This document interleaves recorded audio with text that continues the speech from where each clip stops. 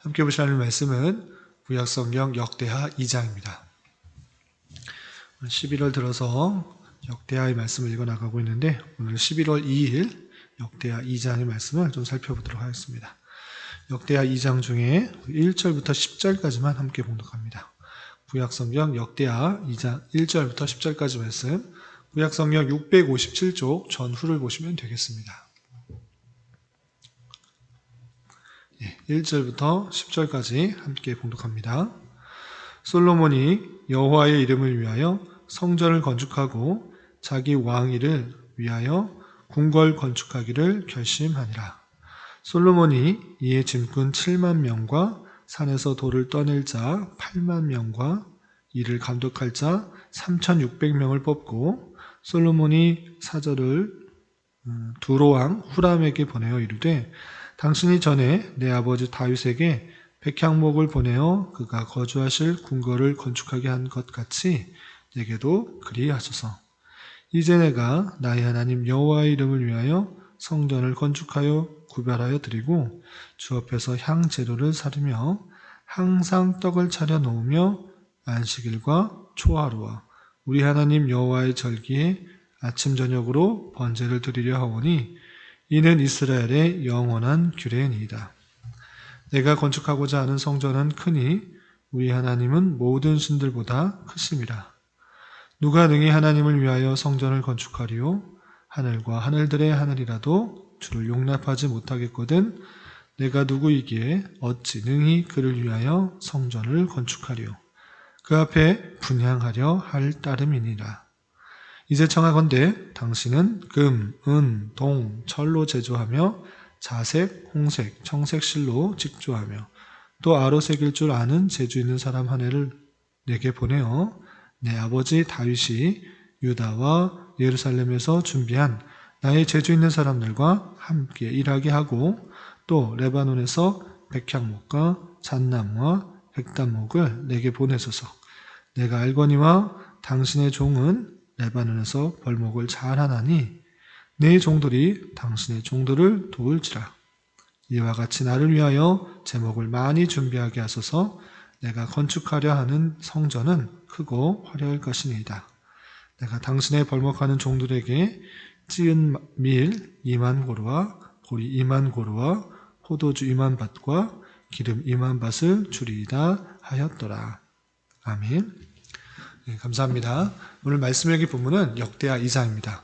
우리가 어제 말씀 일기 본문 역대하 1장에서 살펴본 것과 같이 다윗이 죽고 그 뒤를 이어서 솔로몬이 그 왕위를 이었는데 솔로몬은 왕위를 잇자 하나님 앞에 나가서 1,000번제를 드리고 그리고 하나님께서 원하시는 것을 무엇이냐 그것을 이루어 주겠다라고 약속하실 때 솔로몬이 다른 것을 구한 것이 아니라 하나님의 백성을 온전히 다스릴 수 있도록 지혜와 지식을 달라 이런 것을 간구하자 하나님께서는 그 기도에 응답하시고 지혜와 지식뿐만 아니라 부와 귀, 명예를 함께 허락하여 주셨다라는 내용을 살펴보았습니다. 그리고 오늘 말씀 여기 본문인 역대하 2장에서는 솔로몬이 하나님께서 주신 지혜와 지식을 가지고 왕위를 이을 때 하나님 앞에서 성전을 지은 다음 자신의 왕궁을 짓기로 결심을 하고 성전과 왕궁을 지을 그 많은 재료들을 다시 한번 두로왕 후람에게 요청하는 장면이 나옵니다. 그리고 그 요청에 따라서 두로왕 후람이 요청을 받아들여 요청하였던 많은 것들을 응답하여 준다라는 내용이 나오게 됩니다.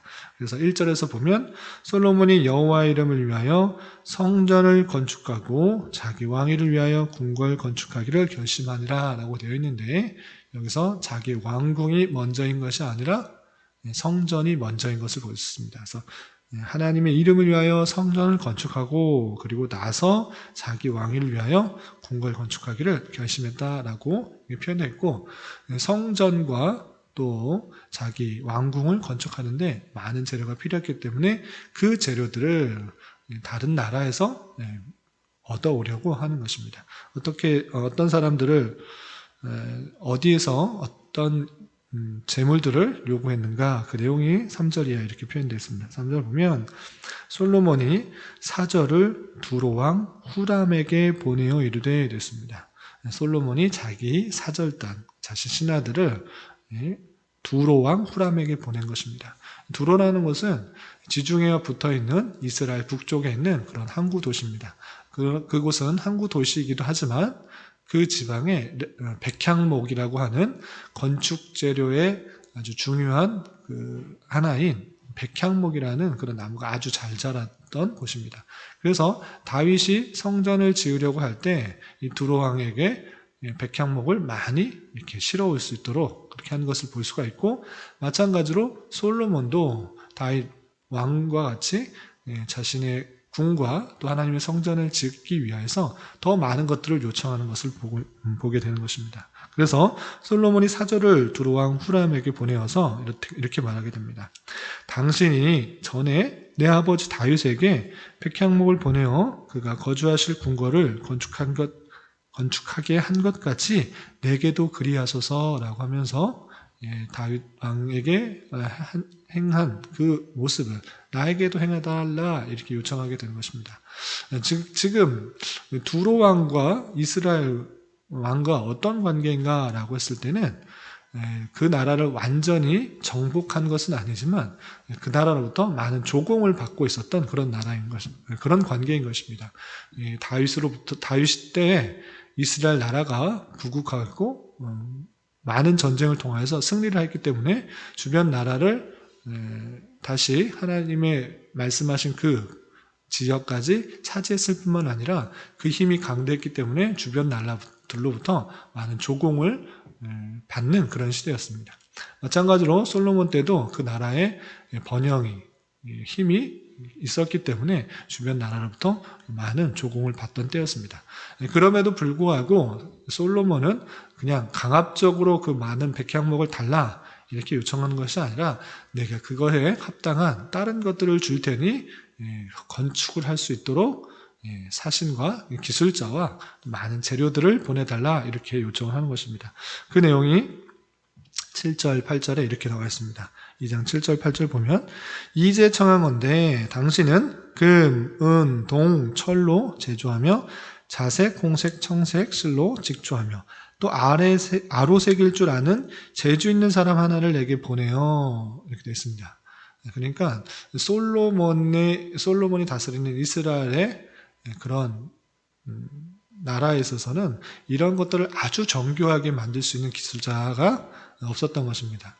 그렇지만 두로 왕에게 있어서는 그 지역에 건축 기술이 많이 발달했기 때문에 거기에 있는 아주 재주 있는 사람, 금은동을 또 제조하고 또 자색, 홍색, 청색실로 직조하는 그런 기술을 갖고 있는 사람 한 명을 보내달라. 그렇다면 우리에 있는 기술자와 함께 그런 성전과 또 왕궁을 건축할 수 있겠다라고 해서 재주 있는 사람을 보내달라 이렇게 하는 것입니다. 또 8절에서 보면 레바논에서 백향목과 잣나무, 백단목을 내게 보내소서 이렇게 요청을 합니다.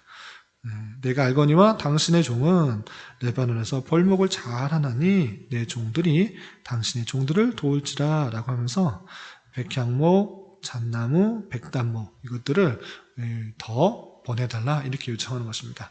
그냥 강압적으로 내가 너희들 조공을 받으니까 그것들을 무조건 달라 이렇게 요청하는 것이 아니라 그것을 보면 9절을 보면 이렇게 10절에 보면 이렇게 표현하고 있습니다. 내가 당신의 벌목하는 종들에게 찌은 밀 2만 고루와 보리 2만 고루와 포도주 2만 밭과 기름 2만 밭을 주리이다 라고 하고 있는 것입니다. 그래서 그거에 합당한 그런 먹을 것, 그런 곡식들을 주겠다 이렇게 요청을 한 것입니다. 그래서 그 사절단들이 두로왕 후람에게 가서 이러한 사상 때문에 내가 이런 것들을 드릴 테니 기술자와 또 많은 재료들을 주십시오 이렇게 요청하게 된 것입니다.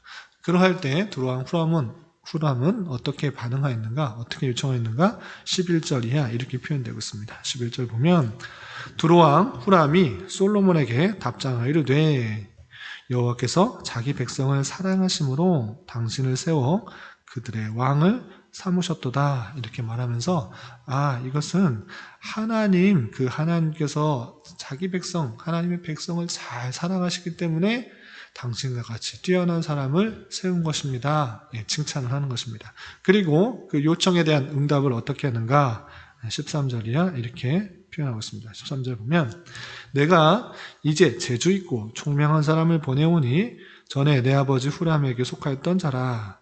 이 사람은 단의 여자들 중 한 여인의 아들이요 그의 아버지는 투로 사람이라. 능히 금, 은, 동, 철과 돌과 나무와 자색, 청색, 홍색 실과 가는 벨로 일을 잘하며 또 모든 아로 새기는 일에 익숙하며 모든 기묘한 양식에 능한 자니 그에게 당신의 재주 있는 사람들과 당신의 아버지 주 다윗의 재주 있는 사람들과 함께 일하게 하소서라고 하고 있습니다. 한 사람 요청한 대로 한 사람을 보내는데 그 사람은 단의 여자의 아들이고 또 두로 사람이다. 그 문동철 모든 재료들을 잘 다룰 줄 아는 그런 기술자를 하나 보냅니다. 그러니까 그 사람과 함께 일할 사람들을 보내주어서 그 일들을 잘 감당하게 하십시오 이렇게 말하는 것입니다. 그리고 15절을 보면 그렇게 보낼 테니 15절 내 주께서 말씀하신 밀과 보리와 기름과 포도주는 주의 종들에게 보내소서 이렇게 하는 것입니다. 그리고 16절 우리가 레바논에서 당신이 쓰실 만큼 벌목하여 떼를 엮어 바다에 띄어 욥바로 보내리니 당신은 제목들을 예루살렘으로 올리소서 하였더라 이렇게 되었습니다. 그래서 원하였던 것 기술자와 또 건축 재료들을 보내달라 내가 많은 곡식들을 주겠다 이렇게 사절단에게 보냈는데 그것에 대한 응답으로 답변으로 그렇게 하겠다. 기술자와 또한 많은 벌목들을 바다에 띄어서 항구도시이기 때문에 바다에 띄워놓으면 그것이 해류의 영향에 따라 아랫지역 그러니까 이스라엘 쪽으로 내려오게 되고 거기서 건져서 예루살렘으로 옮겨가는 것이 훨씬 편하니까 그렇게 하십시오라고 답변을 하는 것입니다.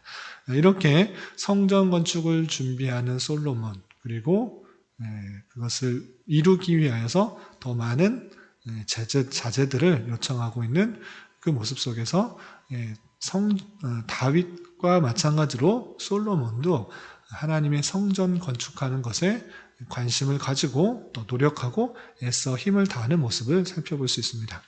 그런데 우리가 이 성전 건축하는 것에 대해서 잘 이해될 것입니다. 흔히들 오늘날에 있어서 그냥 예배당, 교회당을 성전이다 이렇게 표현하는 것이 있는데 그것은 상당히 조심스러운 면이 있습니다. 그것이 정말 성전인가? 성경에서 나오고 있는 성전이 오늘날에 있는 예배당과 같은 의미로 표현될 수 있는가라고 할 때는 상당히 조심스러운 면이 있습니다. 그렇게 표현하지 않는 것이 좋습니다.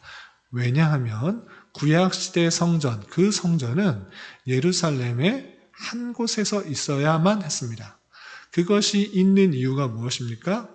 그것은 하나님께서 성전을 만들라 한 것이 아니고 다윗이 그냥 하나님에 대한 향한 마음이 있어서 건축하고자 했던 것입니다. 하나님께서 언제 멋있는 화려한 아주 웅장한 성전을 만들어 달라라는 요청을 하신 적이 없습니다. 그냥 하나님께서는 모세에게 너희들과 함께 있다라는 것들을 알게 해 주시기 위해서 성막, 천막에서 그들과 함께 있다는 것을 표현해 주고자 했던 것입니다. 그리고 그곳에서는 제사를 통하여서 하나님께 나아가고 죄가 씻어지며 하나님의 임재의 상징인 언약궤로 들어갈 수 있다는 것들을 생각하도록 하는 그런 것이었습니다. 그런데 다윗이 나는 좋은 곳에 거하는데 백향목궁에 거하는데 하나님이 계시는 곳은 정말 천막 같은 그런 초라한 곳이구나 라고 생각하면서 성전을 짓고자 했던 것입니다. 그래서 하나님께서는 다윗 너는 전쟁을 많이 했기 때문에 전쟁을 통해서 성전이 지어지는 것이 아니다 라는 것들을 알게 해주기 위해서 다윗은 짓지 못하도록 하고 너의 아들인 내 아들로부터, 내 씨로부터 난 자가 성전을 건축할 것이고 그 나라를 하나님께서는 영원히 장구하게 될 것이고 내가 너희들의 하나님, 그 다음에 너희는 나의 백성이 될 것이다. 너희 자녀가 될 것이다. 이렇게 표현한 그 다윗의 언약 가운데 이렇게 나오게 된 것입니다. 그렇기 때문에 우리 성전에 대해서 바로 알아야 되는데 성전은 다름 아니라 예수 그리스도를 예표하는 것입니다. 성전, 그것은 이 땅 위에 한 군데가 있어야 될 것이고 그것의 뜻하는 것은 무엇이냐? 하나님께서 이스라엘 백성들과 함께 하신다. 임마누엘의 하나님을 보여주는 것입니다. 그 임마누엘이 하나님이 어떻게 오셨습니까? 예수 그리스도의 모습으로, 예수 그리스도의 성육신 하신 모습으로 오신 것입니다. 그렇기 때문에 성전은 예수 그리스도를 예표하는 것이고 예수 그리스도를 통해서 하나님이 우리와 함께 하신다. 그리고 예수 그리스도의 희생 제사를 통해서 우리의 죄가 씻겨지며 예수 그리스도의 보혈의 공로를 통해서 우리가 주님께 담대히 나갈 수 있다라는 것들을 뜻하고 있다라는 사실들을 잘 알아야 될 것입니다. 그래서 성전이라는 것은 예수 그리스도를 뜻하는 것이기 때문에 이런 예배당을 성전이라고 표현하는 것은 상당히 조심스러워합니다. 그리고 예배당이 커지면 성전 건축한다 이렇게 하는데 예배당 건축, 교회당 건축이라고 생각할 수 있어야 될 것입니다. 그래서 다윗, 솔로몬이 향했던 그런 하나님을 사랑하는 마음, 그 마음을 받아야지 단순히 건물에 대해서 마음을 두면 우리 마음이 한 곳, 그냥 예배당은 거룩한 곳, 성전 거룩한 곳, 하나님이 계시는 곳 이렇게 생각하고 그 나머지 곳들은 하나님이 계시지 않는 것으로 성과 속을 구분해 버리는 그런 오류를 낳을 수 있다는 사실들을 기억하고 예배당을 성전이라 부르지 않도록 해야 될 것입니다. 그리고 우리는 오직 우리와 함께 계시며 우리의 죄를 다 씻어주시는 예수님을 더욱더 사랑하는 마음으로 살아가야 될 것이고 더욱더 감사와 찬양을 돌리는 그런 마음으로 있어야 될 것입니다.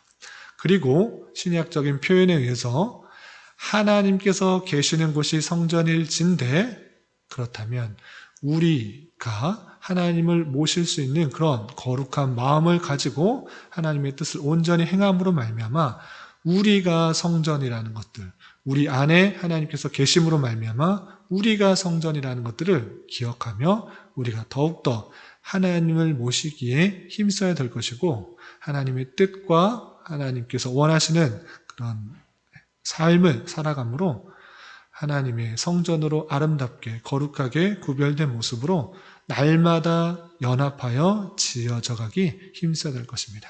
오늘 하루 또 남은 한평생 살아가실 때 하나님을 향한 그 마음으로 더욱더 성전된 우리의 삶을 이루어 나가는데 힘쓸 수 있는 저와 여러분이 되시기를 주님의 이름으로 부탁을 드립니다. 기도하겠습니다. 하나님 아버지 감사합니다. 오늘 말씀을 통해서 다윗에게 미루어졌던 성전 건축을 솔로몬이 다시 시작하는 모습을 살펴보았습니다. 성전의 의미와 내용을 잘 깨닫고 하나님과 늘 동행하며 하나님을 모시기에 힘쓸 수 있는 저희들 될 수 있도록 인도하여 주시고 우리 교회가 주님 거하실 만한 처소로 온전히 날마다 지어져가는 은혜 또한 허락하여 주시옵소서. 주님, 나라와 민족을 위해 기도합니다. 이 나라가 여전히 진보와 보수로 나뉘어 많은 정치적인 혼란 가운데 있으며 코로나로 인한 질병의 아픔뿐만 아니라 경제적인 여러 가지 어려움이 더해져서 많은 이들이 힘들어하고 어려워하고 있습니다. 주님, 이 나라를 붙들어 주시고 은혜 베풀어 주시사 이 나라가 하나님 보시기에 아름다운 모습으로 날로 세워줄 수 있도록 인도하여 주시옵소서. 특별히 이 나라의 위정자들이 자유와 민주와 평화 속에서 진정으로 백성들을 위하는 투명한 정치를 잘 할 수 있도록 붙들어 주시고 차별금지법과 낙태법 등 하나님의 창조 질서를 파괴하는 법률들이 제정되지 않도록 지켜주시며 또한 하나님을 예배하며 찬양하는 일상적인 신앙생활이 막히지 않도록 주장하여 주시옵소서. 이러한 때에 더욱이 이 땅의 교회들이 빛과 소금으로서의 역할들을 잘 감당케 하여 주시고 각자의 삶의 자리에서 주님의 영광을 온전히 드러내는데 부족함이 없도록 인도하여 주시옵소서. 주님, 교회 내에 육체적으로, 경제적으로, 가정적으로 하고 있는 일로 말미암아 여러 가지 아픔과 어려움이 있는 지체들이 있습니다. 그들과 함께하여 주시고 위로하여 주시며 회복시켜 주시사 주님의 선한 손길들을 깊이 경험할 수 있는 기회 되게 하여 주시옵소서. 주님, 지난 주일 종교개혁 기념 강좌를 통해서 깨달았던 여러 가지 말씀들 오늘날 우리의 삶에 있어서 온전히 실천하며 날마다 주님의 말씀에 맞추어 내 삶을 개혁해 나가며 살아갈 수 있는 저희 모두가 될 수 있도록 인도하여 주시옵소서. 이 시간 한 주간의 삶을 올려드리며 각자 간절히 간구하는 기도 제목 주님께서 들으시고 가장 선한 것들로 응답하여 주시옵소서. 예수님의 이름으로 기도드리옵나이다. 아멘.